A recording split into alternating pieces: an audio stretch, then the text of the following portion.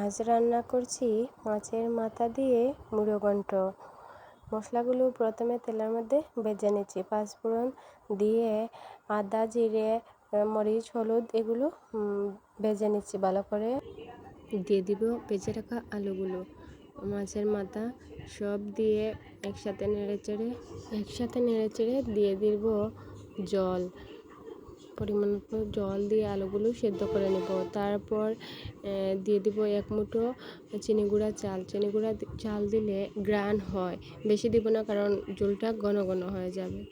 এই যে ভেজে রেখেছি ওইটা আলু সেদ্ধ হয়ে গেলে দিয়ে দিলাম চাল দিয়ে ফুটে ওঠা অবধি জাল করে নিব।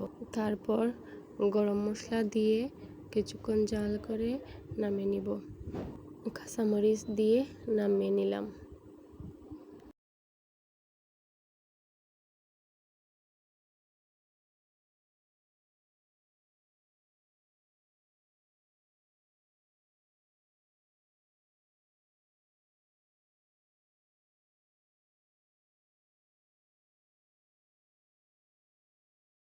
চাল দিয়ে আবারও জাল দিয়ে দিব কিছুক্ষণ।